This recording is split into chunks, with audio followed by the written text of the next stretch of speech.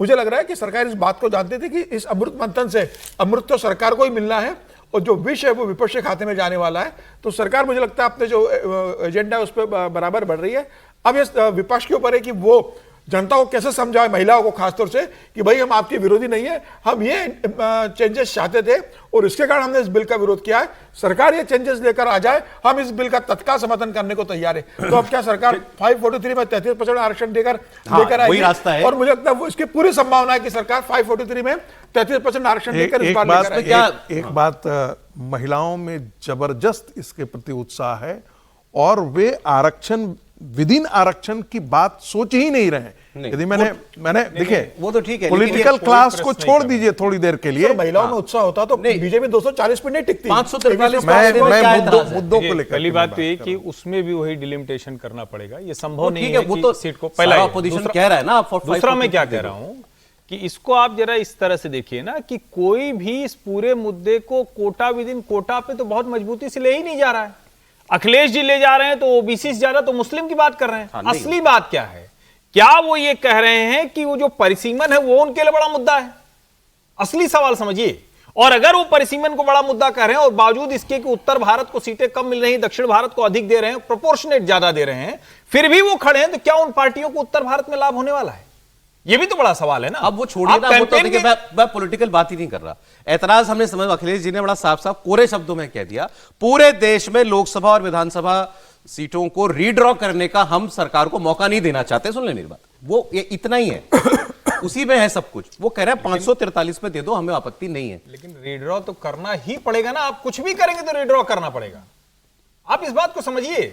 ये संभव नहीं है। ऐसा थोड़ी नहीं कि आज तुम उस कुर्सी पर बैठ जाओ, आज तुम उस कुर्सी पर बैठ जाओ। कोई तो कमीशन बनेगा ना, कोई तो तय करेगा ना, या गिनती उठाएंगे कि चाहे 1 से लेकर और 543 तक हर तीसरा चला जाए। फर्क है ना। उसी स्टेट के अंदर 80 को 120 बनाना और 80 में 40 अलग ढूंढना, या 33 अलग, लेकिन प्रोसेस तो वही रहेगा ना। प्रोसेस वो नहीं है, प्रोसेस तो सेम रहेगा ना। मैं कह रहा हूं उसको भी भूल जाइए। चलिए, ये मैं और आप बहस क्यों करें? तो सारी ऑपोजिशन पार्टियां कह रही हैं दे दो इसी में 550 में। कह रहा हूं वो हो जाए, लेकिन मुद्दा भी वो क्या कह रहे हैं, वो महिला आरक्षण विपक्ष के लिए प्राथमिकता नहीं है, वो परिसीमन पर ज्यादा लड़ रहा है। और महिला आरक्षण में वो मुस्लिम के लिए ज्यादा लड़ रहा है। अगर सरकार के लिए महिला आरक्षण प्राथमिकता है तो 550 पे दे दे।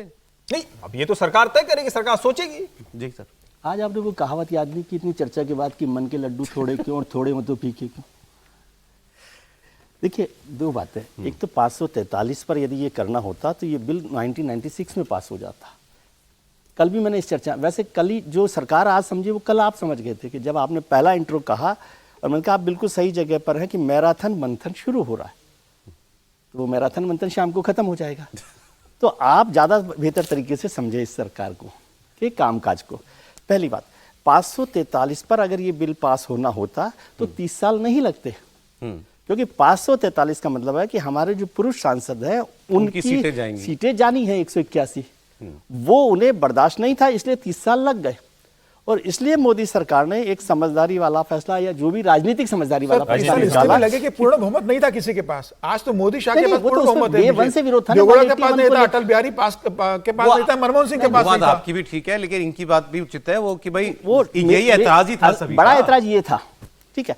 दूसरी बात, ओबीसी आरक्षण था वो तो वो अलग बात सर, वो अलग था वो, लेकिन वो तो अब मुद्दा ही खत्म कर दिया। इस बार कोई चर्चा ही नहीं कर रहा ओबीसी को लेकर या कोटा विद इन कोटा। तो पहली बात वो है, सीटें बढ़ाई इसलिए गई हैं कि भाई इनकी कम ना पड़े। हाँ, दूसरी टेक्निकल बात में एक और करेक्ट कर दूं कि जब यदि 543 सीटों पर ये सरकार तैयार हो, एक तो वो नया बिल लाना पड़ेगा उसको, बिल्कुल ठीक, पहली बात। दूसरी बात, यदि वो बिल ले आते हैं तो उसमें डिलिमिटेशन की जरूरत नहीं है, क्योंकि उसमें केवल आपको रोटेशनल फिक्स करना है, डिलिमिटेशन नहीं करना। कॉन्स्टिट्यूंसी तो वहां पर बनी हुई है, लॉटरी निकालना है, केवल लॉटरी निकालना है। और लॉटरी के लिए एक फॉर्मूला होगा कि भाई ये फॉर्मूला है, और वो तो 15 साल का फॉर्मूला है, इसमें कोई फर्क नहीं पड़ रहा पहले कौन सा आएगा कौन सा नहीं आएगा, वो तो लॉटरी से ही निकलेगा, उसमें कोई रीड्रॉइंग नहीं है, रीड्रॉइंग कोई नहीं है। तो इसलिए 543 में यदि 181 सीट्स को आपको 1/3 रिजर्व करना है तो उसके लिए डिलिमिटेशन की जरूरत है। अभी जो देवेंद्र बात बता रहे थे कि वो इसमें डिलिमिटेशन वाले में कुछ बदलाव करके आज कुछ अमेंडमेंट मूव करके, वो तो वो 2011 वाला कर रहे हैं, लेकिन उससे कोई फायदा नहीं होने वाला। उसका मतलब क्या यही है कि भाई 3 बिल हम ला रहे हैं तो तीनों की तीनों दो तो हम पास करा सरकार ये नहीं करेगी ना, पास कर लेगी तो फिर तो वही बात होगी कि सरकार की मंशा डिलिमिटेशन की है, महिला आरक्षण बिल की नहीं है। और राजनीतिक समझदारी यदि हिस्ट्री देखें तो वो ये नहीं कहती कि नहीं, सरकार विजय जी, किसी संविधान विजय बिल जी, को विजय जी, गिराना ये कैसे- चाहेगी। वो हो ये सकता कैसे है इस होगा बिल कि को सरकार की मंशा अमित शाह नहीं है? साहब जब जवाब दे रहे हो भाई, ये तो तो वो होगा कहेंगे ना भाई कि हमारे दिल्ली में- अभी सहमति नहीं बनी है, तो इसको स्टैंडिंग कमेटी के पास भेज देते हैं, एक बार और विचार होगा, फिर देखते हैं कि अगली बार हो जाए। क्योंकि कोई पॉलिटिकल समझदारी इस बात पर नहीं जाती है मेरे समझ से कि वो सरकार अपने बिल को गिराए। सरकार 543 से बढ़ जाएगी सर। जी देखिए, जो भी बिल जो यहाँ से जाएगा वो सेलेक्ट कमेटी के पास जाएगा, यदि सदन सहमत हो जाता है तो। और जो भी बिल सेलेक्ट कमेटी के पास जाता है, हमको पता है कि 6 महीना 8 महीना उस पर सोचने में विचारने में सांसदों को लग जाता है। दूसरी बात, ये कहने से ये कैसे निष्कर्ष निकल जाता है कि यदि डिलिमिटेशन बिल पास हो जाता है तो इसका मतलब है सरकार जो है वो महिला आरक्षण के पर गंभीर नहीं थी। बिल्कुल इससे नहीं होता है। इसका तो मतलब ये है कि डिलिमिटेशन पास किया और जो संख्या बढ़ाने की बात थी उस पर जो है वो विपक्ष तैयार नहीं हो रहा है, क्योंकि उसको डर है कि ये लागू हो जाएगा तो उनके लिए खतरनाक हो जाएगा। ये मूलतः विपक्ष जो है वो महिला आरक्षण को लागू लेकिन करेगा। लेकिन बात ये मैं वो नहीं समझना कर चाह रहा हूँ, अपोजिशन का नैरेटिव ये है ना delimitation फिर कि किस आप पर- डिलिमिटेशन पास किस करवाओ। पर्पस के लिए और किस पर्पस के लिए फॉर्मूले करवाओ? पे? हाँ। देखिए किस फॉर्मूले पे? देखिए, अभी तो डिलिमिटेशन जो है वो 2011 के फॉर्मूले पर ही लागू कर रहा है ना। लेकिन जब उसमें आप ये यही क्लियर नहीं कर रहे सीटें बढ़ेंगी कि नहीं बढ़ेंगी, तो वो क्या क्या किस चीज का delimitation है? क्या किसको लिमिट करेगा? मैं कह रहा हूं, एक मिनट, सीटें बढ़ेंगी न बढ़ेंगी अभी कैसे तय कर रहे हैं आप? अभी तो बिल लाया गया है ना। मान लेते हैं 1 मिनट के लिए आप मान लेते हैं आज गिर जाती है, अरे प्रभु, बिल दोबारा में भी लिखना होता है एक कि मिनट, ये सर, सीट सर, बढ़ेगी कि सर, नहीं जरा बढ़ेगी। सर सुन लीजिए 1 मिनट। डिलिमिटेशन बिल पास कर लेते हैं